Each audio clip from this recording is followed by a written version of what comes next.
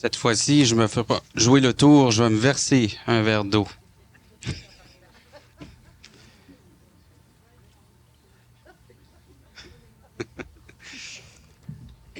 Pas qu'on me le verse à la tête cette fois-ci.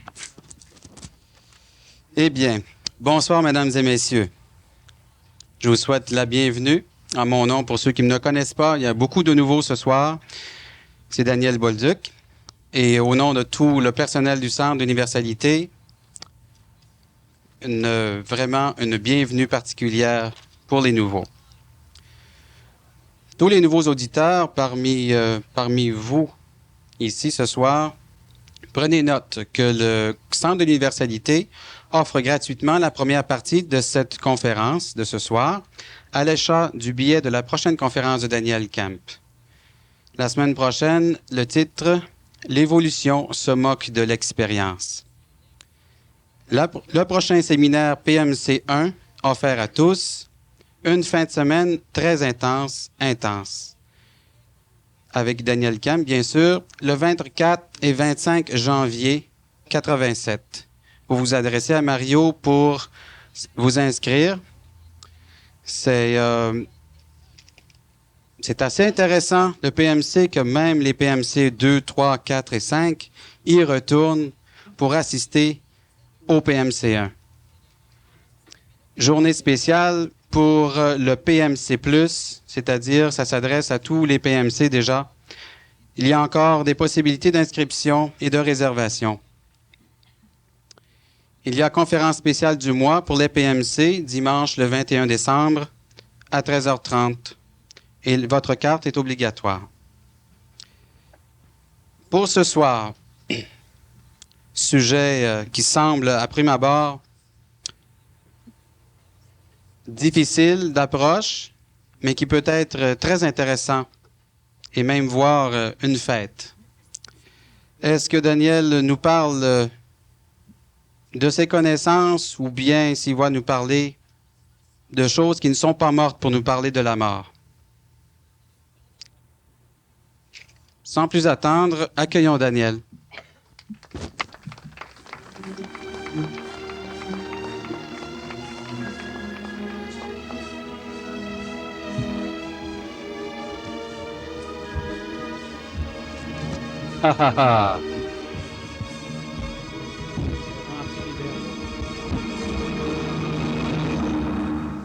On finit par apprendre, hein? Eh oui, eh oui. Eh bien, comprendre la mort sans souffrance. J'en souffre déjà. Oui, mais toi, ça m'étonne pas avec le karma que t'as. En tout cas, faites-moi pas un karma, là. Alors, pourquoi souffre-t-on de la mort?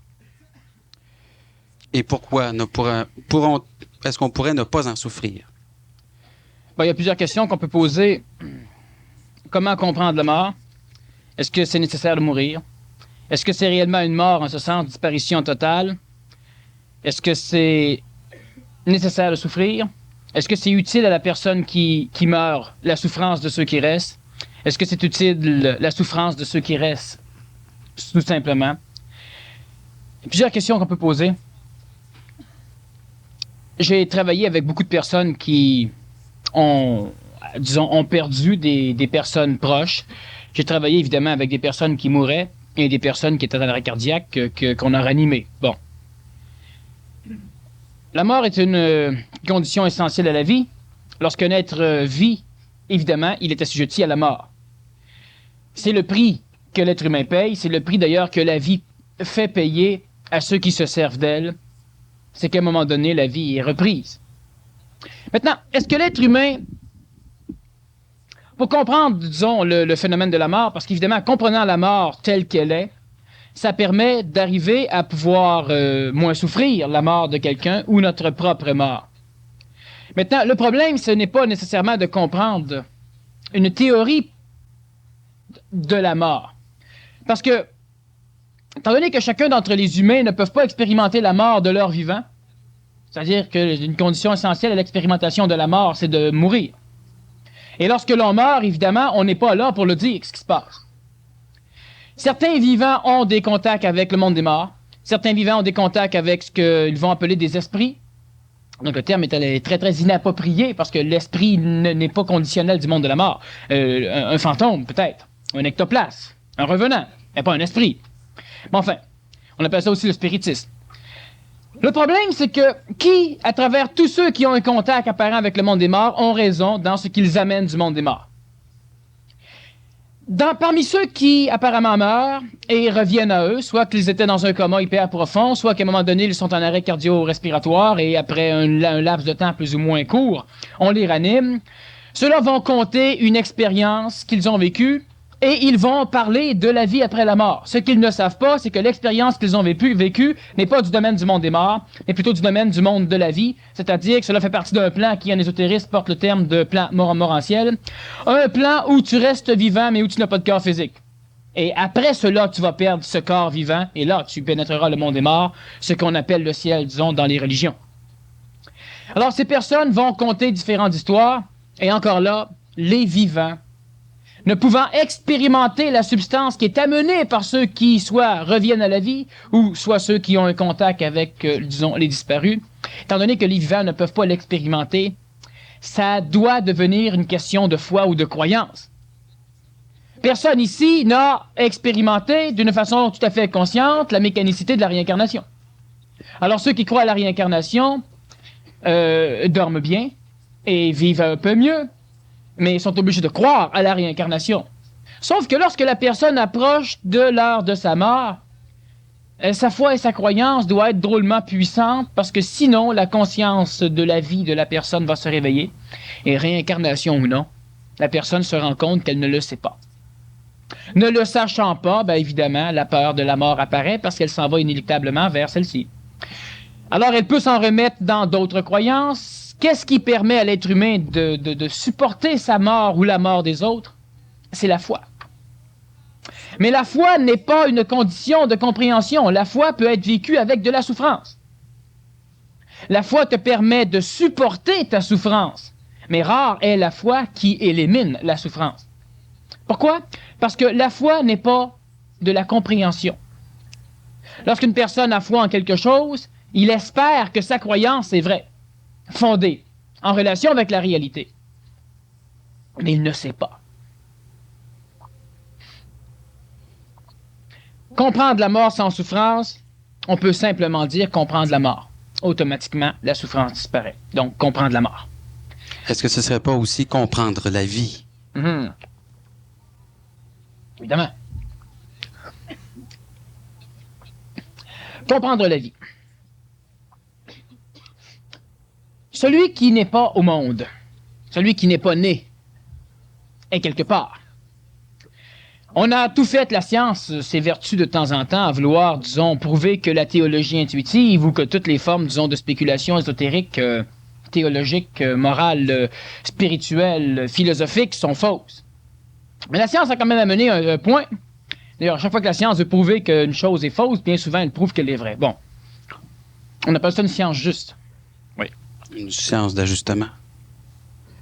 Rien ne se perd et rien ne se crée. Alors, on a essayé de désintégrer la matière, on a désintégré l'atome, et on s'est ramassé avec une quantité d'énergie absolument incommensurable, qu'on appelle donc l'énergie nucléaire, l'énergie libérée lors de la fission d'atomes. Rien ne se perd, rien ne se crée, c'est un fait. Alors, si l'être humain apparaît à un moment donné dans une condition expérientielle sur la planète, donc si un être humain vient au monde, ben, il vient de quelque part. Ce n'est pas parce que nous ne savons pas, disons, certains ne savent pas, d'où ça vient l'humain, que l'humain vient de rien. J'ai dit souvent qu'avant qu'on découvre l'Australie, on ignorait l'existence du kangourou, mais le kangourou existait pareil. Alors ce n'est pas une condition d'existentialité d'une chose, le fait que l'être humain la connaisse ou non. L'être humain qui est dans un autre monde se doit de quitter ce monde pour apparaître dans celui-ci. Donc, il doit mourir pour naître. Et c'est une condition essentielle, parce que l'être humain qui est dans un autre monde, lorsqu'il veut se matérialiser ici, vous savez très bien tous, n'est-ce pas, que vous ne vous rappelez absolument pas du monde dans lequel vous étiez, enfin, vous ne vous rappelez pas comment ou d'où vous étiez avant de naître. Ça a même pris un certain temps avant que la conscience naisse dans votre corps physique, un certain temps qui s'échelonne de 3 ans, 5 ans, 6 ans, 12 ans. Et c'est toujours le problème, c'est que le fait que l'humain ne se rappelle pas, il croit ne pas avoir expérimenté, et évidemment, ça échappe à sa compréhension. Pourquoi? Parce que l'être humain comprend à partir de ce qu'il a en mémoire, donc il comprend à partir surtout de ce qu'il expérimente. Ne se rappelant pas l'expérience, il n'a pas l'impression de l'avoir expérimenté. Mais l'être humain est de la chair, ça, tout le monde le sait, ça, on sait ce que ça donne, hein? Ça nourrit les médecins et un paquet de choses. L'être humain est de la chair. La chair, elle est constituée, on le sait aujourd'hui, elle est constituée de carbone, d'oxygène, d'hydrogène, elle est constituée de substances organiques. Cette chair, elle peut se créer à la condition que l'on apporte des éléments vitaux, donc des oligoéléments, c'est-à-dire on peut amener des minéraux, on amène des constituants chimiques, qui peuvent être des protéines, qui peuvent être des vitamines, qui peuvent être des choses comme ça. On amène évidemment une nourriture peut-être plus gazeuse, de l'oxygène qu'on va liquéfier. Et on est capable, disons par la génétique et par la nourriture, la nutrition, de pouvoir agglomérer les substances matérielles de façon à constituer un corps. Ça, c'est une chose qui va bien. Jusque-là. Le fait que le corps physique reste intégralement dans sa mémoire nécessite évidemment une mémoire, une force mémorielle qui oblige les constituants atomiques de la matière, les molécules, à se placer selon une forme mémorisée qui permet au corps physique de rester intégral presque au cours de l'évolution du temps. Tu manges une pomme, mais la pomme ne te sort pas par la joue. Elle va être digérée, donc elle va être vitalisée selon une forme particulière et elle va être amalgamée selon ce que le corps a besoin et selon les mémoires vitales du corps physique. Pour ceux qui ne connaissent pas trop ce que c'est qu'une mémoire vitale, c'est l'énergie vitale. Et on connaît présentement la science connaît deux sortes d'énergie vitale, disons cutanée, l'énergie yin et yang des acupuncteurs. Il y a d'autres formes d'énergie vitale, l'énergie minale entre autres, qui est inhérente à l'humain, mais qu'on va découvrir un peu plus tard. Alors donc, cette énergie vitale, elle oblige donc, on prend un verre d'eau, l'eau s'en va, elle est divisée et on va se servir de ce que l'on a besoin. On mange du chlorure de sodium, du sel de table. À l'intérieur du corps, le chlorure de sodium est ionisé. Donc, le sodium d'un côté va servir à quelque chose, le chlore d'un autre côté va servir à quelque chose. Les deux vont servir dans la conduction nerveuse, par exemple, au niveau du corps physique. Qu'est-ce qui oblige les molécules à être orchestrées pour servir d'une certaine façon et non pas de 50 façons? Un manque d'énergie vitale peut créer le cancer, par exemple. Où là, les cellules prolifèrent d'une façon maintenant incoordonnée. L'énergie vitale, c'est une chose qui est transmissible, c'est la vie. Donc, cela est transmissible par la génétique, encore une fois. C'est contenu, cette mémoire du corps est contenue dans le mélange génétique des nucléoles, par exemple, du spermatozoïde et de l'ovule. Bon, jusque-là, la science, ça va. La théologie, pas trop, mais la science, ça marche. La théologie, elle va dire que Dieu a créé le corps tel quel et on parle de certaines choses, mais on ne peut pas expliquer scientifiquement ces choses-là au niveau théologique. Mais à partir du corps physique et de la vie qui quitte le corps pourrit, donc le corps oublie sa mémoire, le corps se défait.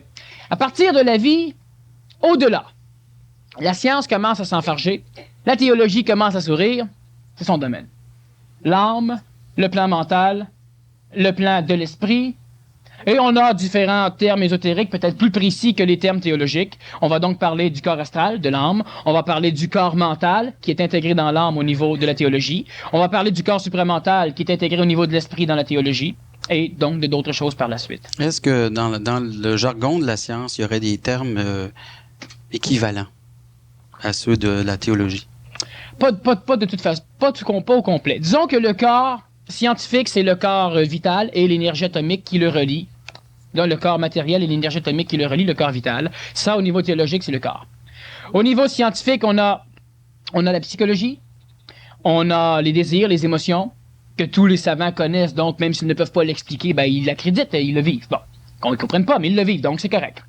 Et au niveau on a aussi l'intellect, donc le corps mental. Au niveau théologique, tout ça, c'est l'âme. Bon. Et au niveau ésotérico-scientifique, c'est-à-dire, disons, d'une science nouvelle ou d'une conscience nouvelle, on va avoir, évidemment, le plan supramental qui est de l'intelligence instantanée. Au niveau scientifique, on n'a pas de correspondance parce que les savants, présentement, vivent à partir de l'ignorance des connaissances. Donc, parce que ce qu'on appelle une connaissance, c'est l'accumulation des découvertes. La connaissance, évidemment, fait référence à tout ce qu'on ne sait pas. Donc, la connaissance, c'est de l'ignorance qui est coordonnée. Bon. Et l'intelligence n'a pas donc de synonyme scientifique. Par contre, l'intelligence supramentale a une correspondance théologique. L'esprit ou l'esprit pur, donc l'esprit saint. Le savoir instantané. Maintenant, le problème, c'est que la théologie parle de l'âme. D'où vient cette âme? Pour comprendre la mort, si on comprend d'où on vient, on peut comprendre où on va. L'idée, c'est que l'être humain n'expérimente pas. Vous avez tous expérimenté de l'émotion. Vous avez tous expérimenté des désirs, des colères, des gênes, des hontes, des culpabilités. Vous avez expérimenté des désirs émotifs, des désirs psychologiques, et vous avez sans doute aussi expérimenté des désirs mentaux, logiques, non colorés par l'émotion. Cela fait partie du domaine théologique appelé âme. Et l'âme s'exprime par la personnalité. Mauvaise personnalité, mauvaise âme. Alors, apprends les bonnes manières, prie un peu plus, enfin, fais quelque chose pour pouvoir transformer ton âme et tu auras une personnalité plus adéquate. Adéquate pour les autres, évidemment. Tu te transformes toi, mais pour devenir, disons, pour être nivelé au niveau de la normalité. L'âme. D'où vient l'âme? D'où vient toute la mécanicité qui permet à l'être humain de pouvoir penser qu'il reste vivant après la disparition des deux mémoires matérielles, le corps vital et le corps physique. Et c'est là le problème. Parce que, une fois que le corps physique est abandonné, le corps vital est abandonné, l'âme n'a plus de véhicule d'expression. Vous vous connaissez comment? Parce que vous vous regardez la bête dans un miroir et vous dites, tiens, c'est moi. Bon. Mais plus de corps physique, vous dites, tiens, rien, je suis plus là. L'être humain a aussi conscience de lui comment? Il a mal aux dents.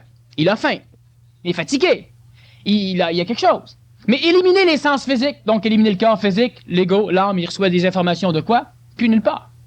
La seule information qui va rester à l'âme, c'est les informations générées par ses mémoires, la nostalgie, le souvenir, certains désirs. Sauf que n'ayant pas de corps physique, il ne pourra pas les appliquer. Alors évidemment, on va laisser tomber le corps vital, le corps physique, et on va parler maintenant de l'homme en tant qu'âme, donc l'homme en tant que mémoire astrale, c'est-à-dire l'homme en tant que phénomène, disons, au-delà, disons, hypermatériel, pardon.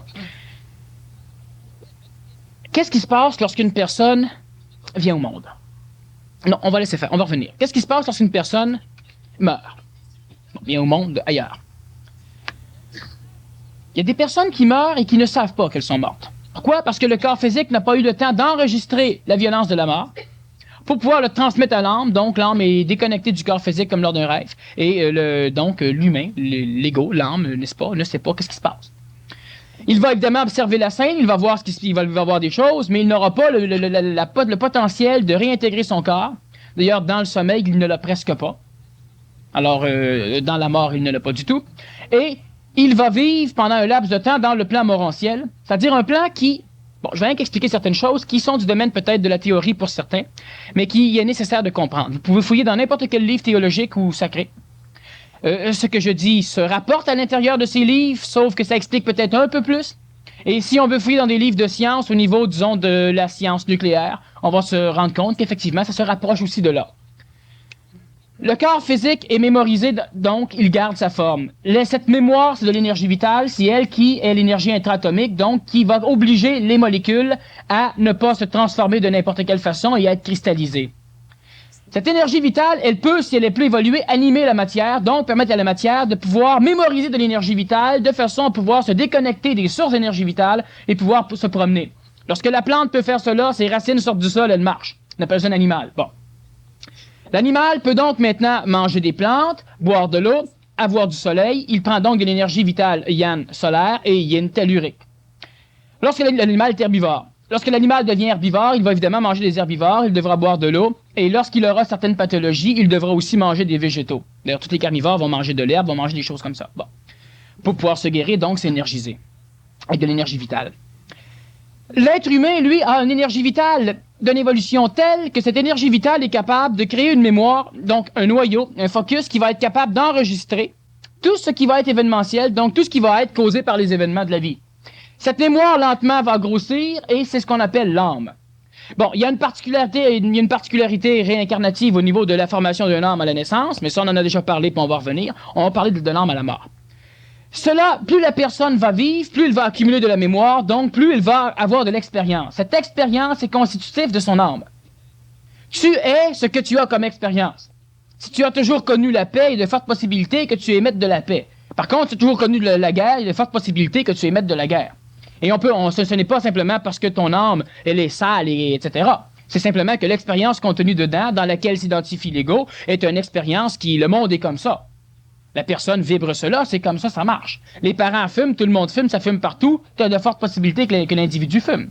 Sauf des réincarnations d'enfants nouveaux qui sont une autre phénoménologie, qui peuvent obliger l'enfant à ne pas fumer parce qu'il aura une conscience, disons, des fois déconnectée de ses parents, mais ça, c'est autre chose. L'âme va donc grossir, et cette âme, il est paramétré, on l'a déjà vu, je passe donc rapidement là-dessus, par une enveloppe d'énergie vitale qui a une correspondance théologique, les séraphins, ou le séraphin pour un individu. Cette enveloppe d'énergie vitale est ce qui préserve l'âme, c'est-à-dire que plus l'enveloppe est épaisse, moins la personne est influençable, plus l'enveloppe est mince, plus la personne est sensible et influençable, et cette enveloppe permet de conserver la mémoire identifiée, l'âme et l'ego, à l'intérieur d'un paramètre, qui lui permet de ne pas être mélangé continuellement avec tout le monde. Bon. Maintenant, ce qui va arriver, c'est que cette âme a la faculté de vivre dans deux plans. L'énergie vitale étant la mémoire atomique qui molécularise les atomes pour créer des corps physiques, l'âme a donc la particularité de pouvoir être en contact avec le corps physique par son enveloppe, le périsprit, le séraphin, cette énergie vitale de l'âme. Étant en contact avec le corps physique, l'âme a donc une correspondance qui lui permet d'exprimer ce qui se passe dans l'âme par le corps physique. C'est ce qu'on va appeler l'expression émotive, l'expression de désir, et qui va évidemment par le corps physique s'exprimer selon une panoplie de mécanismes comme la transpiration, la tachycardie, l'accélération cardiaque, les chocs, des chocs psychogéniques, la personne perd connaissance pour différentes choses. Il y a une phénoménologie totale d'expression de l'émotivité au niveau du corps, et ça, l'âme peut l'exprimer par l'énergie vitale, qui est simplement le phénomène qui contrôle le corps. Et l'âme va le faire par le biais, on le sait, de l'hypothalamus et du thalamus, donc du système endocrinien surtout. Ce qui va engendrer des maladies, ce qui va engendrer le vieillissement, ce qui va engendrer une panoplie de choses au niveau du plan physique. Maintenant, l'âme étant constituée, paramétrée d'énergie vitale, a aussi la faculté de vivre dans un monde vital. Ce monde vital porte le nom scientifique de vie, et il porte le nom théologique de vie. C'est la vie. La personne, lorsqu'elle dort, elle a des songes, c'est-à-dire qu'elle a des contacts avec le monde des morts. Le monde des morts, c'est le terme ésotérique, le ciel, c'est le terme théologique. Le monde des morts est constitué de différents plans de pureté, ou si on peut dire, disons, de vibration, donc d'apesanteur, et le ciel aussi est constitué de différents plans. Le ciel théologique est divisé en trois parties. Le ciel, le purgatoire et l'enfer. Le monde des morts ésotérique est constitué carrément du ciel, du purgatoire et de l'enfer. L'âme a donc un périsprit qui lui permet de vivre dans un monde qui porte le nom ésotérique de plan morontiel et qui va porter le nom scientifique et théologique de la vie. Mais la vie, c'est encore. Juste avant l'incorporalisation d'une âme dans un corps physique, ou après la mort, l'âme vit dans un monde. Dans son sommeil, elle va plus ou moins vivre là. On parle ésotériquement, disons, du dédoublement de l'âme, le voyage astral, et d'autres vont parler du dédoublement du corps éthérique, dédoublement du périsprit. Ça, c'est dangereux, et ça peut même être très, très, très dangereux. Par contre, l'extra-conscientisation de l'âme, ce qu'on appelle le voyage astral, mais qui n'est pas un voyage comme tel, qui est simplement une extra-conscientisation, la conscience de l'âme est projetée à l'extérieur dans l'énergie vitale de la matière terrestre, le rêve. Il peut être plus ou moins conscient, dépendant où ce rêve est amené au niveau du cerveau. Bon, s'il est amené directement dans le système endocrinien, la personne gesticule toute la nuit, mais ça ne rappelle plus.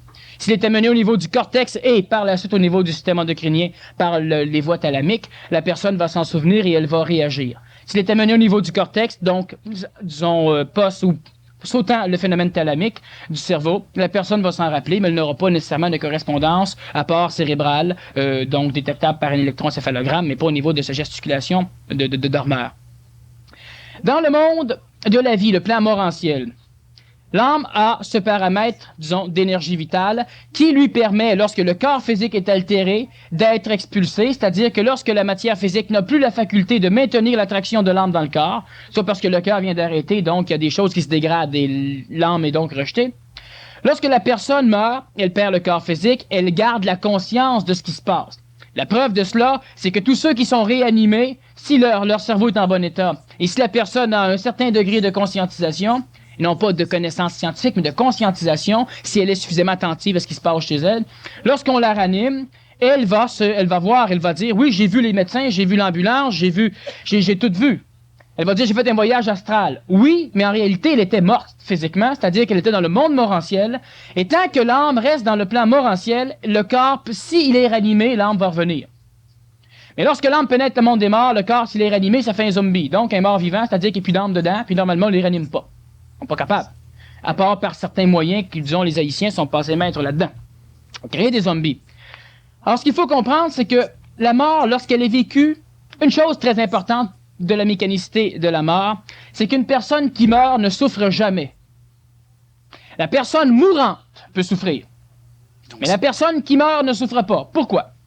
Pourquoi? Parce que la souffrance est tributaire des sens physiques. Lorsque le corps physique n'a plus suffisamment de résistance, premièrement, il n'a plus la capacité d'amener l'information de douleur au cerveau. Deuxièmement, il n'a plus la capacité d'analyser ce qui se passe au niveau cérébral, donc il ne sait pas qu'il souffre. Et troisièmement, l'âme ayant été déconnectée du corps, l'âme ne peut plus expérimenter la sensorialité du corps physique, donc l'âme ne souffre pas. Un accident, la personne meurt instantanément. Le problème, c'est que l'âme peut ne pas savoir qu'elle est morte, mais il n'y a aucune souffrance là-dedans. La personne qui meurt d'une maladie, la maladie est souffrante. Lorsque la personne commence à s'en aller, ce qui est intéressant, c'est que l'âme commence à se déconnecter. Donc, l'âme qui est de l'énergie vitale au niveau du périsprit vitalise moins le corps physique. La personne ne souffre déjà plus. La personne peut être consciente, elle peut parler. Le corps physique est déjà oublié, donc elle ne souffre plus. La mort n'est absolument pas souffrante. Bon, maintenant, l'individu peut laisser une espèce de grimace à la mort pour la simple raison que ça, c'est juste avant de partir, c'est la peur de l'âme transmise dans le corps physique qui va donner certaines choses. Mais la personne ne souffre pas. Mais normalement, les personnes qui ont le temps de voir la mort venir meurent toujours en paix, c'est-à-dire qu'à un moment donné, ils se rendent bien compte qu'il n'y a plus de souffrance, que tout va bien. Soudainement, elle voit de la lumière, c'est le plan morantiel, le plan d'énergie vitale. Elle voit que le corps lentement se détache. Elle ne souffre pas. Donc, en partant, parce que qu'est-ce qui fait peur à l'ego? La souffrance, c'est un des points majeurs qui fait peur à l'ego. On a peur de mourir, de souffrir quand on meurt. Alors, l'âme s'en va dans le plan morantiel où elle peut effectivement voir tout ce qui se passe. C'est ce qu'on va aussi appeler l'enfer au niveau théologique. C'est l'enfer à l'exclusive condition qu'il y ait une attraction de l'âme par le plan physique. Qu'est-ce que ça veut dire? L'âme se déconnecte, il est dans le plan morantiel, donc le corps physique est mort, ou disons en état de réanimation. Tant que l'âme reste au niveau du plan morantiel, et normalement l'âme va avoir une suffisante attraction s'il y a des massages cardiaques, s'il y a, disons, une réanimation cardio-cérébrale qui est en marche, normalement l'âme va rester là, sauf évidemment si le corps physique est trop altéré, l'âme s'en va. Lorsqu'un individu a une âme qui a expérimenté tout au long de sa vie, donc l'âme a été constituée de mémoire, extrêmement lourde, c'est-à-dire de mémoire. Qu'est-ce qu'on entend par une mémoire lourde? C'est une mémoire qui a une densité, une masse, disons atomique, telle qu'elle a la possibilité de créer une gravité, de l'attraction. Elle attire, c'est de l'égocentrisme. Plus la densité de l'âme est forte, plus l'âme va être attirée par ce qui constitue l'ego, donc les mémoires expérientielles. Autrement dit, si l'âme a été constituée d'avarice tout au long de la vie, lorsque l'âme au complet sort du corps physique, l'ego va être attiré par l'argent, par la matière, parce que son âme a une attraction massive au niveau de ce plan matériel, ce qui fait que l'âme va rester dans le plan morantiel au lieu de gagner le monde de la mort, le ciel. Il va rester dans le plan morantiel et il y aura une souffrance qui n'est pas physique, une souffrance qui n'est que frustration, c'est tout. La seule souffrance que l'âme va subir au niveau de l'enfer, ce n'est pas une souffrance, on parle des feux. Le feu, qu'est-ce que c'est le feu? Le feu, c'est une correspondance, comme la radioactivité, comme l'électrostatisme, qui est extrêmement proche de l'énergie vitale. Alors évidemment, dans l'Antiquité, on ne connaissait pas le terme énergie vitale, on parlait de l'éther, mais on mélangeait l'éther supramental de l'éther terrestre, le corps éthérique, le corps vital. Mélangeant tout cela, on disait que l'enfer était les feux éternels. Bon, le feu. Mais le feu altère le corps vital, comme la radioactivité, comme l'électricité, surtout au niveau du magnétisme. Alors évidemment, l'âme reste donc dans ce feu qui est de l'énergie vitale, sauf que l'âme a la faculté de tout voir la matière, mais il n'a plus le privilège de pouvoir prendre son argent ou de pouvoir boire sa boisson s'il est alcoolique, ce qui fait qu'il ne vit que de frustration, c'est l'enfer. Lorsque l'âme, vivant dans cet enfer, l'âme va subir une phase qui est tout à fait normale, où le périsprit va lentement être détruit, donc digéré par le plan de la vie terrestre, parce qu'on a besoin de cette vie-là maintenant pour pouvoir constituer d'autres choses. Alors lentement, le périsprit étant altéré, l'âme finit par perdre son périsprit, dont l'âme sort donc de ce périsprit et se dirige immédiatement vers le monde de la mort. Ce qui fait que si on a, par exemple, affaire à un fantôme, ben après 200-300 ans, le fantôme disparaît. Si on a un contact avec quelqu'un au niveau du plan morantiel, après un certain temps, on n'a plus le contact et puis là, il est parti, c'est normal. Maintenant, lorsque le périsprit se défait, l'âme ne souffre plus. Lorsque l'on parle du purgatoire, on parle donc de la phase du monde de la mort, où les particularités de la création d'un âme vont être assimilées par le monde de la mort de façon à libérer l'esprit. Il n'y a aucune souffrance là-dedans, il n'y a même pas de frustration là-dedans. La théologie parle du purgatoire, où il y aura un grand livre, où la personne va revoir ce qu'elle a fait.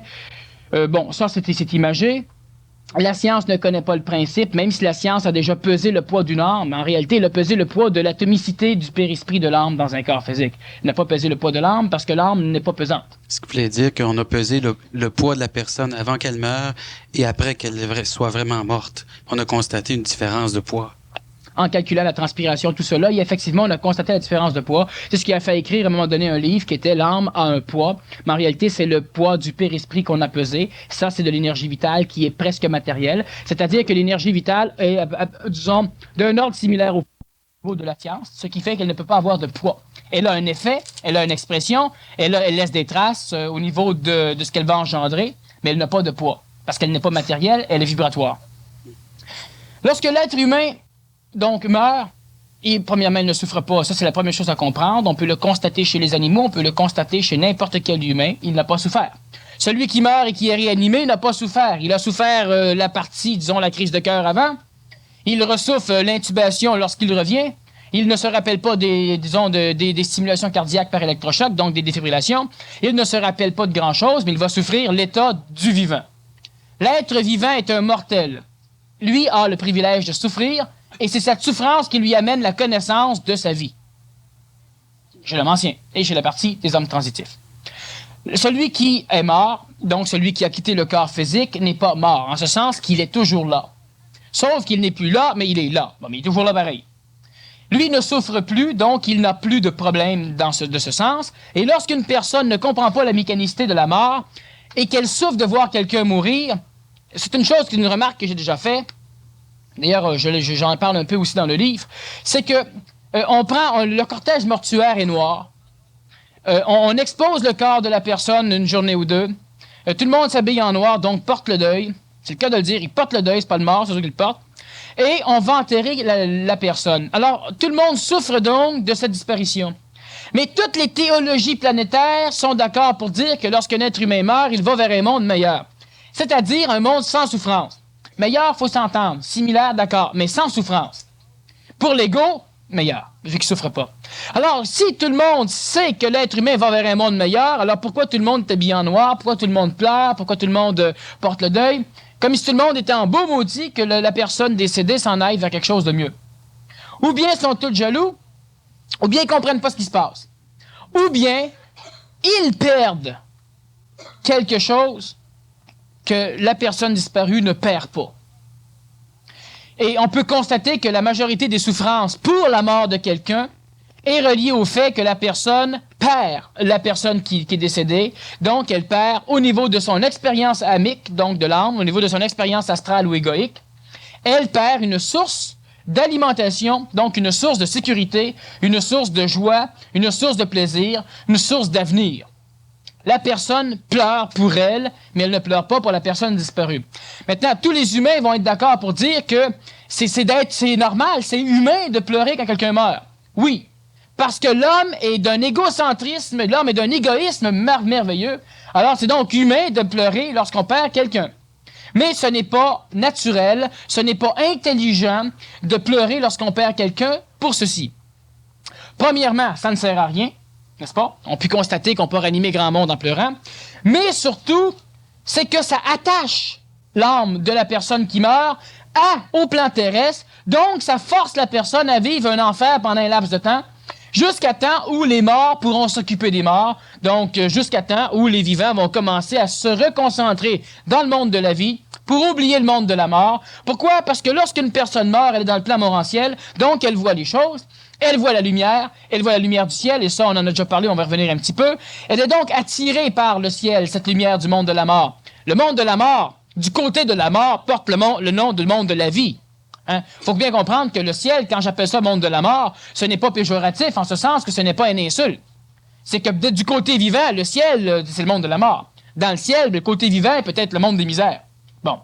Lorsque la personne dans le plan morantiel, elle est évidemment en attraction vers ce ciel, sauf que si tout le monde crée un phénomène, on expose son corps pour aller têter une dernière fois de l'énergie, pour aller recenser nos souvenirs, pour aller regretter un peu plus, on crée une phénoménologie énergétique qui oblige l'âme à rester. Et lorsque le corps est enterré et qu'on finit par essayer d'oublier qu'on veut se replacer dans la vie, ben lentement, on brise le lien qui retient la personne. Donc, si on l'aime trop, si on l'aimante trop, si on l'attire trop, on l'oblige à vivre un enfer pendant un laps de temps.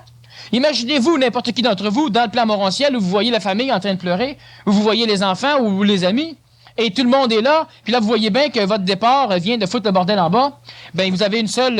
attractivement parlant au niveau de l'ego, vous vous sentez coupable, parce qu'il n'y a plus de corps physique, il y a de la frustration au niveau de l'âme, et évidemment, il y a un problème. On devrait fêter, c'est ce que on tu devrait voudrais fêter. dire? Alors, comment on fête? En cachette. Parce que ceux qui ne comprennent pas, c'est de quoi fêter. Il y a une tradition mexicaine assez originale. Originale parce que, disons, stupide, et comme d'ailleurs presque toutes les traditions, c'est que à la mort d'un enfant, l'enfant est habillé de blanc, le cortège est blanc et on fait une fête. Mais à partir de 6 ou 7 ans, l'enfant est considéré comme un adulte. Puis quand, à la mort donc d'un adulte, là c'est de noir, puis là on broye. Alors, il y a exactement comme si l'enfant ne te rapportait pas financièrement, mais en haut de 6 ans, il peut travailler, fait que là tu broyes parce qu'il est parti. Mais en bas de ça, il n'y a plus de problème, il s'en va vers un monde meilleur, tout le monde est content. Mais est-ce qu'il y a juste ça en dessous de ça? Si. Est-ce qu'il y aurait seulement ça, cette manifestation? Le fait que l'enfant qui est jeune, ben, on l'habille en blanc, puis après ça, en noir. Est-ce qu'il y a autre chose dessous cette apparence de tradition? Bon, sous cette tradition-là, c'est qu'évidemment, il y a un phénomène intuitif, donc théologique, qui comprend, et ça, toutes les religions sont d'accord pour le dire, que l'enfant est pur. Donc, que l'enfant peut, s'il meurt, il gagne automatiquement le ciel.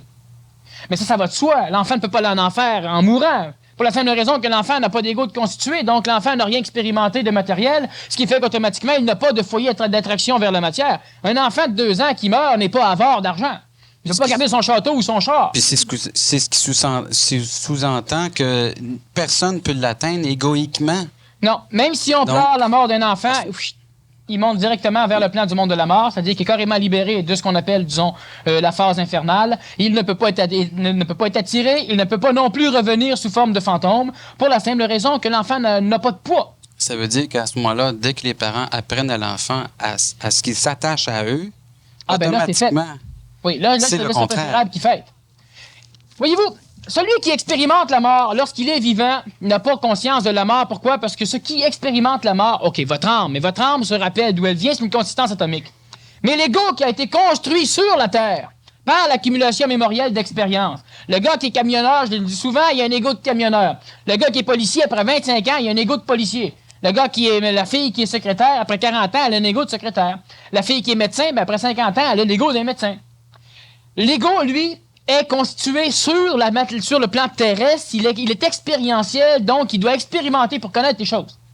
Et c'est pourquoi l'ego n'a pas la faculté de discerner le bien du mal tant qu'il ne l'a pas expérimenté. Et après ça, à longue, avec l'expérience qu'il y a en arrière, il commence à comprendre. Il commence à connaître les lois qui régissent le bien et le mal au niveau de la matière, donc des lois, disons, de relativité, d'équilibre scientifique ou du karma théologique. Bon. L'humain qui vit cet ego, lorsqu'il meurt, ben, l'ego, lui, ne comprend pas, il ne sait pas ce qui se passe. Lui a peur. Il se ramasse quand même dans l'âme, dans le plan morantiel, et là, tout ce qu'il voit un paquet de monde qui chiale, qui braille, et lui, qui a déjà peur de ce qui se passe là, puis qui voit en plus la catastrophe qui se passe en bas, bien évidemment, il se sent pas génial. T'sais, il se dit qu'on aurait pu le garder 1 an ou 2 de plus. Celui qui, par contre, est connecté à des appareils, qui est dans un état de semi-coma ou de coma permanent, ou qui est dans un état qui, disons, n'est pas connu comme étant comateux, mais c'est un coma de l'âme. Celui de la personne qui va être tout à fait légume. Or, elle peut parler, elle dit n'importe quoi, elle divague, elle fait, bon, la personne qui, comme telle, n'a plus de consistance de conscience. Cette personne-là a souvent une vie au niveau du plan morantiel, donc elle peut tout voir. Mais lorsque la personne a quitté le corps physique, elle voit clair. Elle voit aussi clair que dans le corps physique, sauf que le corps physique n'a plus nécessairement la propriété biologique d'exprimer la conscience de l'âme. Alors, le corps physique exprime des conneries. Le cerveau est altéré, alors l'âme veut dire parle, puis l'autre il donne un coup de poing à la place, le corps fonctionne plus nécessairement convenablement. Alors l'âme, dans le plan morantiel, voit les choses, et il voit que le corps est intubé, que le corps est connecté, et pendant 5, 6, 7, 8, 9, 10, 11, 12 ans, il voit la chose, et puis lui ne peut pas partir parce qu'il y a toujours un lien qui le retient, son corps vital, au niveau du corps physique. À partir de quel moment on doit débrancher une personne qui, évidemment, est soutenue par tout un appareillage? Premièrement, quand tu as le gros feeling qu'il faudrait que tu le fasses, il y en a qui le font, c'est simplement une manipulation du plan de l'âme qui est présentement, disons, connecté, qui vient par le périsprit te manipuler toi, te donner le feeling, te faire souffrir de ce que lui a comme frustration pour qu'à un moment donné, arriver à te manipuler pour que tu ailles le faire. Bon, à quel moment on doit débrancher? Ça regarde la science pour l'instant. Moi, j'aurais mon mot à dire, mais je le dis pas pour l'instant. J'ai pas encore assez de notoriété. Mais il y a des choses qui vont se dire d'ici quelques années. Parce qu'évidemment, on ne peut pas continuellement tolérer le fait qu'on préserve le corps physique. C'est un meurtre que d'empêcher un être humain de mourir. Parce que tu l'empêches carrément de naître. Alors, quand le corps physique, imaginez-vous qu'à un moment donné, vous avez un certain âge, ou suite à un accident d'auto, vous n'avez plus un corps fonctionnel pour au moins que l'on comprenne ou non le rôle de l'homme sur la planète, ça n'a rien à voir, mais on n'a plus de corps physique pour pouvoir continuer à faire ce rôle.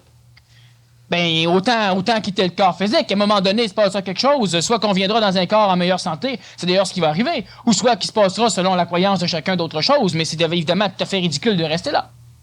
C'est exactement comme si la théologie disait dans l'Antiquité, pour faire comprendre la mort à l'homme, Dieu t'a donné la vie, il vient te la chercher. Alors imaginez-vous Dieu qui est là, qui tire sur la vie, puis le bonhomme, le médecin qui tire l'autre bord. Mais c'est ce qui se passe. J'ai connu, moi, des personnes âgées, quand je travaillais dans un centre d'accueil, qui voulaient vivre. Alors, le médecin passait une fois par mois, puis la personne, oui, toujours consciente, c'est bien, son état d'esprit, ça va. À un moment donné, ben là, elle dit au médecin, non, là, j'aimerais ça qu'on me tue, j'aimerais mourir. Le médecin, il signe, inapte à prendre des décisions maintenant.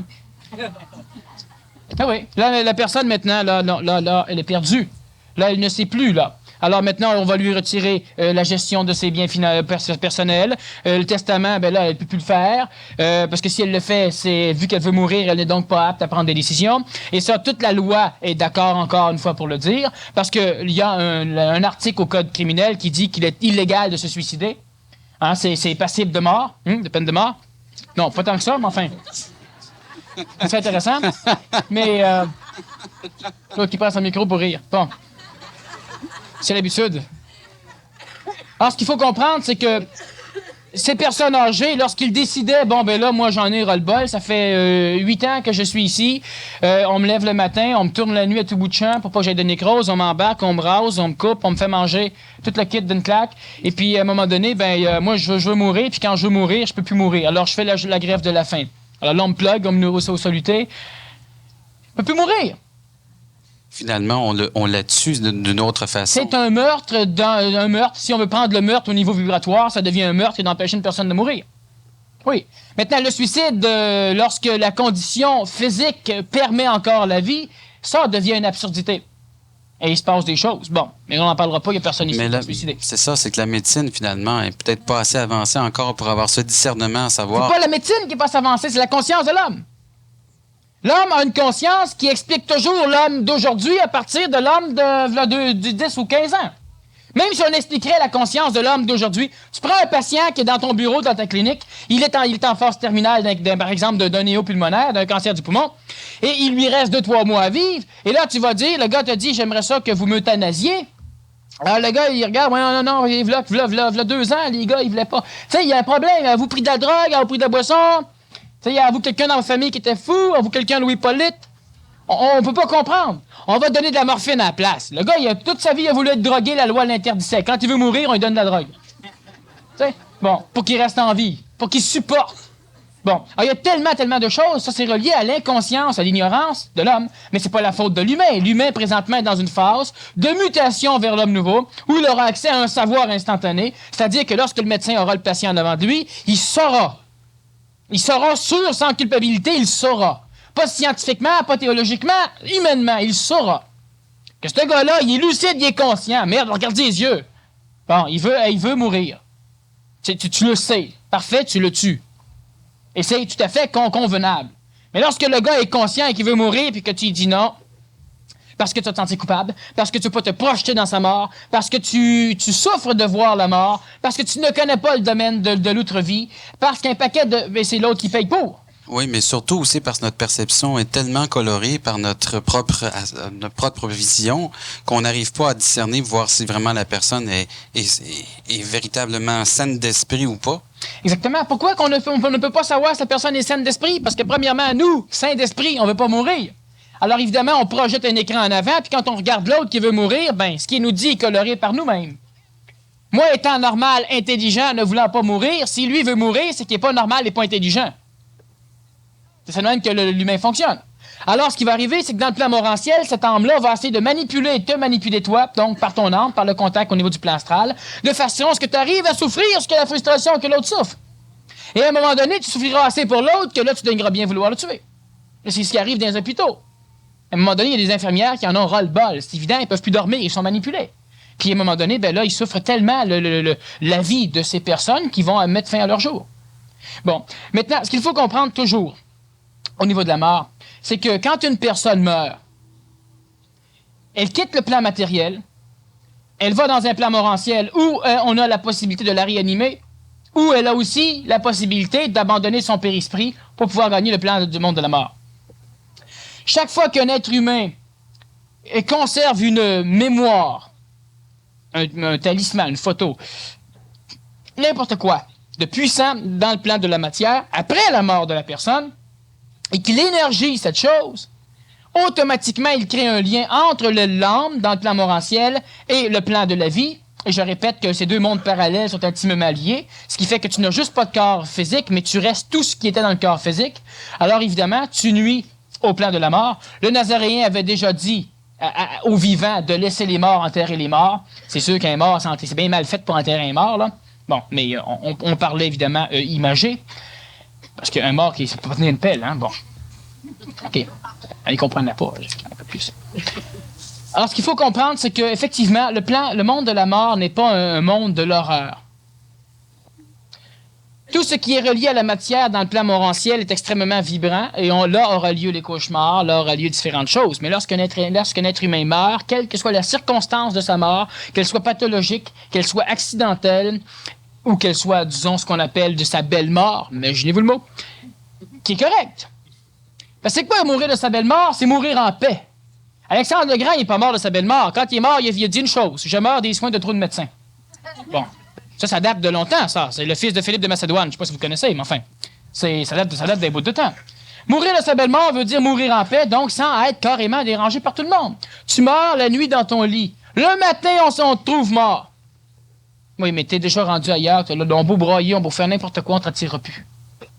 Et la personne qu'on la trouve morte dans sa chambre, j'en ai rencontré plusieurs, parce qu'évidemment, il y a des personnes qui refusent tellement la mort qu'ils ne peuvent pas l'expérimenter. Tu sais, quand tu trouves quelqu'un dans un lit qui est un peu froid, qui est un petit peu rigide et qui ne réagit pas, normalement, il ne dort pas. Alors, il y a des personnes qui, à un moment donné, faisaient appel à Urgence Santé après 8 heures de découverte de la personne, pensant qu'elle dormait d'un sommeil dur. C'était vrai, mais plus que les autres pensaient. Et lorsqu'on arrivait sur les lieux, ben alors ils nous demandaient si elle était morte. Ben c'est oui. Mais la personne a toujours, si on regarde l'onde de forme de son corps, effectivement, elle est morte en paix. Tu l'air malheureuse, la personne. Elle n'a pas l'air malheureuse, la personne a l'air très très bien. Pourquoi? Parce qu'elle est morte, personne ne l'a su, ce qui fait qu'il n'y a eu aucun problème. Tandis que si elle meurt dans un hôpital, par exemple, et tout le monde est dehors en train de pleurer, évidemment, la personne meurt et puis il y a des complications. La mort d'une personne, c'est une chose normale. C'est l'avancement génétique. Ça permet de laisser la place. Ça permet aussi de libérer un âme qui va libérer un esprit qui pourra à un moment donné finaliser un travail, soit revenir au niveau planétaire ou soit, enfin, selon les croyances de chacun, mais qui pourra finaliser un travail. Le corps physique, lorsqu'il devient de moins en moins fonctionnel, doit être abandonné à un moment donné. C'est tout à fait normal, parce que l'âme de l'homme, ce n'est pas du corps physique. Il vit dedans, il l'emploie. S'identifiant à celui-ci, il ne veut plus le perdre. Mais ça, c'est une mécanicité qu'il faudra finir par comprendre et par abandonner. La personne qui est, par exemple, la personne qui se dit âgée, parce qu'une personne âgée, c'est entre 800 et 1000 ans, mais bon, la personne qui se dit âgée, ou celle que l'on traite d'âgée, donc qui l'accepte en même temps, est une personne qui, dans sa tête, s'en va lentement vers le monde de la mort, vers le ciel. Elle en a peur, pourquoi? Parce que, premièrement, elle ignore le neuf, elle ne vit que dans ses mémoires, et plus elle se rapproche du monde de la mort, plus elle revit dans ses mémoires, donc elle refuse de vivre le neuf, et la mort est une nouvelle expérience qui devrait ne pas être refusée, mais qui devrait plutôt être correcte. On meurt en paix, on meurt joyeusement, de toute façon on meurt. Alors, tant qu'à mourir, autant mourir en riant que mourir en criant. Qu'est-ce qui fait que finalement, lorsque l'on dit on naît, puis on commence déjà à mourir. C'est Oui, mais quoi ça, ce c'est la mécanisme? bêtise de l'ego de l'homme. Tu nais, donc tu commences déjà à renaître, parce que c'est ça, mourir, c'est renaître. Mais non, ça, c'est le pessimisme de l'humain. À 2 ans, l'enfant, il se fout de tout. À 18 ans, l'enfant, il veut tout. Puis à 68 ans, ben, il commence encore à se foutre de tout. Bon, pourquoi? Parce que pendant un laps de temps, vu sa jeunesse, lui fait croire qu'il échappe au monde de la mort. Mais à un moment donné, la personne se rend compte qu'elle perd des privilèges physiques, ce qu'on appelle le vieillissement, et là, elle recommence à y penser, surtout que ses amis immortels de l'époque commencent à partir l'un après l'autre. Alors, évidemment, elle se dit, un jour, ce sera mon tour. Bon. Sauf que la personne qui comprend le phénomène, moi, un jour, ça va être mon tour, physiquement. Et puis, je m'en fous. Et puis, ça sera pas nécessairement ce que vous appelez vieux. Oh, je vais vivre longtemps, mais je vivrai pas vieux. Bon. Lorsque l'être humain se rapproche de ce phénomène de la mort, c'est un sommeil, c'est pas un sommeil. C'est pas un long sommeil. Non, t'es conscient. Tu t'endors pas, puis tu sais plus rien. Tu restes conscient. Tu pénètres le plan morantiel en quittant ton corps physique. Il n'y a plus de souffrance, sauf la frustration de ne plus être capable d'agir par le biais de la matière. Alors donc, ceux qui meurent, laissez-les partir. Et ceux qui sont morts dernièrement dans vos familles, alors laissez-les en paix. C'est-à-dire, ne communiquez pas avec eux. Parce que premièrement, vous allez rencontrer une mémoire d'eux, une mémoire qui peut vous manipuler, vous charrier d'une façon incroyable. Et deuxièmement, si la mort est relativement, disons, récente, ça nuit simplement à la déconnexion de l'âme du plan de la mort. Il n'y a pas une âme humaine ayant expérimenté la matière comme vous l'avez faite, qui, lorsqu'elle perd le corps physique, dit « Youpi! » puis qui se dirige ailleurs. Il n'y en a pas. Il faut qu'il y ait une attraction. Et l'attraction, elle est amique, donc elle vient du plan de l'astral, donc du monde de la mort. Cette attraction, cette lumière, vu qu'elle n'est pas limitée par le plan matériel, elle est au-delà du plan photonique. C'est-à-dire que la lumière blanche que nous avons, elle est de 2 ordres. Elle est corpusculaire, c'est-à-dire qu'il y a des photons qui sont un amalgame de matière, disons préatomique, et on a la vibration. Le monde de la mort n'est pas constitué de photons, donc n'est pas constitué de corpuscules, c'est-à-dire qu'il n'est pas matériel, il n'est que vibratoire. Lorsque la personne pénètre le monde de la mort, elle n'a plus de consistance matérielle, elle est de la vibration. Lorsque nous retenons un individu dans le plan morantiel, nous l'obligeons vibratoirement son âme à vivre une expérience sans corps physique dans un monde corpusculaire, donc dans un monde matériel. Cet humain va donc vouloir regagner la vie. Il ne peut pas. Il voudra posséder quelqu'un, posséder un animal, mais ça ne fonctionne pas. Alors, il faut simplement les laisser en paix. Alors, la meilleure chose, évidemment, est de ne pas exposer une personne qui meurt. Pourquoi? Parce que c'est automatiquement mieux pour elle. Alors, ceux qui les ont exposés, ben oui, c'est pas grave, on les a retenus 3, 4, 5 jours, 2, 3, 4, 5 semaines, puis maintenant ils partent. Bon, OK, ça va. On devrait pas les exposer. Pourquoi? La simple raison que le vivant doit se tourner vers le vivant matériel. Tandis que le vivant immatériel, ce qu'on appelle le mort dans notre ignorance, le vivant immatériel doit se retourner vers son monde, là où il n'y a pas de matière. Ça ne sert à rien à un âme immatériel de vouloir se plaguer dans un monde matériel. Il faut que l'esprit et qu'un corps physique réceptacle l'attire. Mais sinon, ça ne fonctionne pas comme ça. Est-ce qu'on meurt en son temps? Toujours. Habituellement, on meurt quand on meurt. Donc, on meurt dans son temps. Bon, ça marche assez bien habituellement. Quand la mort te frappe, t'es toujours vivant. C'est après que ça se corse. Bon. Est-ce qu'il y a une prédestinée? Est-ce qu'il y a, à un moment donné, est-ce qu'un astrologue peut vous prédire l'heure exacte et la date exacte de votre disparition matérielle? Non. Il faudrait un ordinateur d'une puissance incommensurable, gros comme la planète Terre, pour arriver à pouvoir calculer toutes les conséquentialités de probabilité de tout ce qui arrive au niveau de l'homme. Puis encore là, on ne pourrait pas prévoir l'heure de la mort parce qu'il y a des nouveaux arrivants, des enfants qui naissent. Mais qu'est-ce qui fait qu'on meurt, finalement? Qu'est-ce qui fait qu'on meurt? On meurt premièrement parce que le corps physique s'altère tout au long de la vie de l'âme dans le corps physique parce que l'âme a besoin d'énergie vitale pour pouvoir paramétrer sa mémoire, donc son ego. Cette énergie vitale, il est le constituant mémoriel de ton corps physique. Vu que l'âme ramasse de l'expérience, parce que présentement, l'homme est un être humain expérientiel, c'est-à-dire qu'il ne connaît les choses que s'il les expérimente.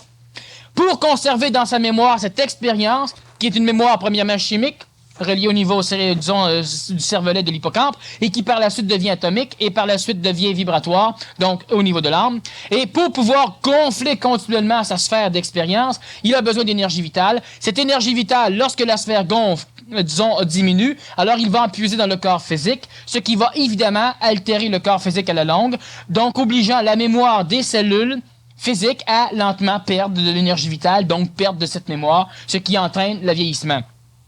J'ai déjà dit qu'Alexis Carrel avait fait une expérience intéressante sur une partie d'un cœur de poulet qu'il avait placé dans des conditions, disons, de vie. Et ce cœur de poulet, le poulet ne vit que quelques années. Et quelques 30 ans après, le cœur de poulet, la partie était toujours bien vivante. Donc, s'il n'y a pas d'âme, même pétrifiée, parce que les animaux n'ont pas une âme comme l'homme, les animaux n'ont pas une âme évolutive. On pense souvent que le minéral évolue, on ne sait comment, par dynamitage peut-être, et là il devient une plante. Et la plante, à force de se faire brouter, devient un animal. Et l'animal, je ne sais comment, devient un être humain. Non, ça c'est une évolution qui ne se fait pas. Les animaux restent au stade animal et l'homme est au-delà de ça. Il y a l'évolution darwinienne, disons, qui traite des animaux et des plantes, mais l'évolution améliorative de l'homme, c'est une autre chose. Le plan vital lui-même va, donc ce cœur de poulet après 30 ans est toujours vivant. Pourquoi? Parce que l'énergie vitale n'ayant pas été sucée, donc traitée par aucune forme d'amification, donc de désir ou de mémoire, l'animal acquiert de la mémoire, cette mémoire prend donc de l'énergie, automatiquement le corps de l'animal va lentement vieillir et mourir. L'homme a beaucoup plus d'énergie vitale que l'animal, sauf que l'homme a une maudite âme drôlement plus grosse que l'animal, c'est-à-dire que l'homme a la faculté de mémoriser d'une façon incommensurable, et automatiquement il a besoin d'énergie vitale. Premièrement, cette énergie vitale, il va la prendre là où il la capte. Donc, il va normalement créer des maladies. Plus sa mémoire va, plus il a de la personnalité, plus il acquiert des connaissances. Il va créer une maladie au niveau du système digestif, et par la suite au niveau du système respiratoire, et par la suite au niveau du système cardiaque, là où la majorité des énergies yin et yang vont être assimilés par la respiration, par le système digestif ou par la pompe qui, évidemment, en prend énormément. Le cerveau en prend aussi, sauf que le cerveau, on le préserve. Et l'être humain va donc vieillir par ces parties-là.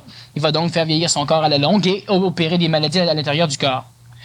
Maintenant, une chose donc importante. Vous allez avoir des questions posées, ça va être parfait. On va pouvoir donc clarifier un peu plus par rapport à ce que vous voulez comprendre au niveau du phénomène de la mort.